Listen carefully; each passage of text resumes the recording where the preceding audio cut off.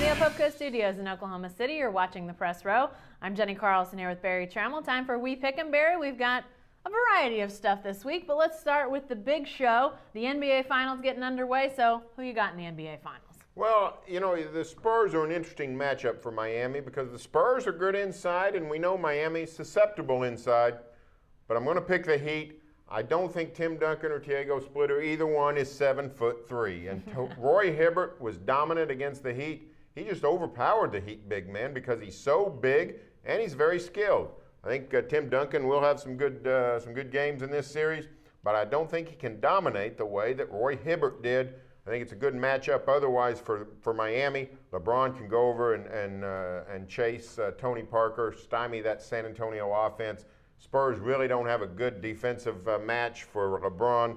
I'm going to take the Heat in 6. Isn't that crazy that LeBron could be the defensive negator for Tony Parker? Just an unbelievable defensive prowess that LeBron has. How many positions he's able to guard and how many different guys he can negate out there. I think Tony Parker could be a difference maker if LeBron wasn't on the floor, but if he starts giving him problems, yeah, I just think they're going to shift LeBron over. I think he's a guy that, you know, in addition to the bigs, could be problematic for the Heat, but not enough to upend the Heat. I got the Heat in 6 too, Barry. I think they win another NBA championship. All right, what about the NBA Finals MVP? Who you got winning that award?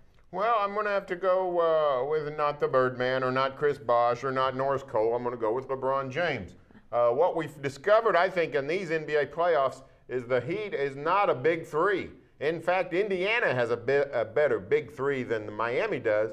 What Miami's got is the big one, and that's LeBron James. He's the difference maker. He's got enough auxiliary parts, more than he had in Cleveland, to get things done. But that's what Bosh and Wade and all the rest of the Heat roster is. It's auxiliary parts for LeBron James. Yeah, LeBron's my MVP as well. I don't think there's much doubt about that.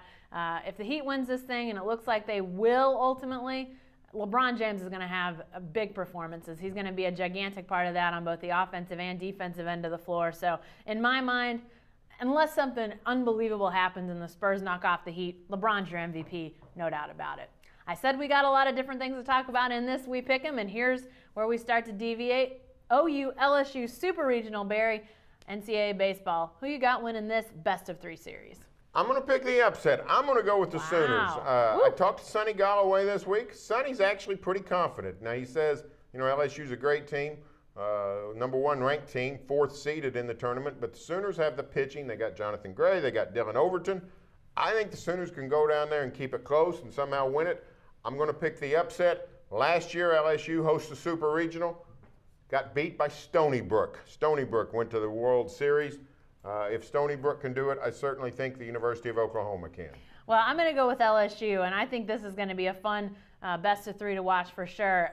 Our man John Helsley wrote a little bit about LSU's home field advantage. They call it the box. It's a tough place to play. Obviously, you've got a great team in LSU, and then you've got a great home crowd, over 10,000 come and fill that park and really make it loud and rowdy.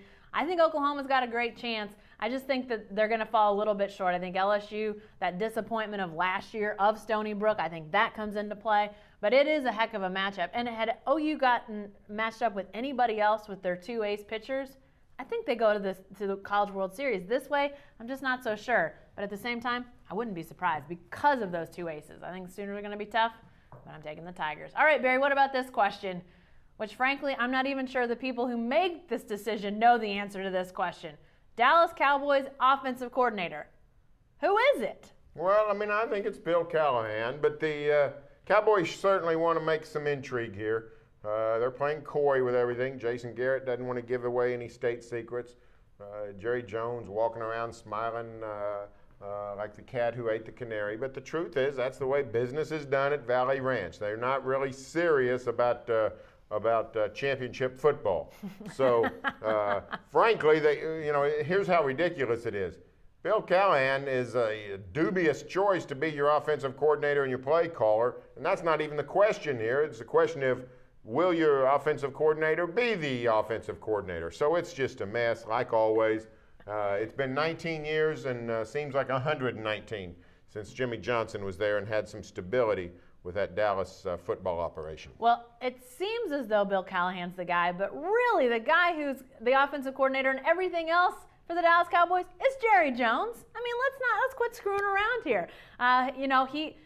He's not down on the field calling plays, but you get the feeling like he's somewhere in the back manipulating buttons or marionette strings or something. So let's just call it like it is. Jerry Jones is everything in that franchise. He wants to be. Exactly. He wants to be, so why not just call it like it is? All right, Barry, lastly, what about OSU's starting cornerbacks? We know Justin Gilbert is entrenched at one spot, but some developments have sort of opened a door to some change. What about who starts opposite of him? I'm going to take Patman, the transfer from Kansas, the guy that has just arrived in Stillwater.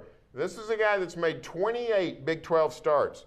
Now, when you go and judging recruits, when you look at a high school kid, even a junior college, you have to project, how will this guy do against the competition we play? Mike Gundy and his staff don't have to do that with Patman. This is a guy that's 28 Big 12 starts. He's defended Kenny Stills and Ryan Broyles. He's defended Justin Blackman and Josh Stewart at OSU. He's defended Stedman Bailey and Tavon Austin at West Virginia. You know exactly what he can do on the Big 12 gridiron. And the Cowboys said, you know what, we can use this guy. I think that means they're going to play him. Well, I think they are going to play him, but I think Kevin Peterson gets the start. I'm going to go with him as the other starting cornerback opposite of Justin Gilbert starting quarterback. Of course, we've talked about that forever too with OSU. Another two guys transfer, it might happen. But in this case, I'm going to go with Kevin Peterson as the other corner with Justin Gilbert. He's had some success in the system, played a decent amount a year ago, but I think we're going to see him be the starter now. If he doesn't excel, I think there's a chance that maybe you see Patman get the nod later in the year, but I think at least initially I'm going with Peterson and Gilbert as your starting corners at OSU. And be sure to stay with the best coverage team anywhere at newsok.com and every day in the Oklahoma.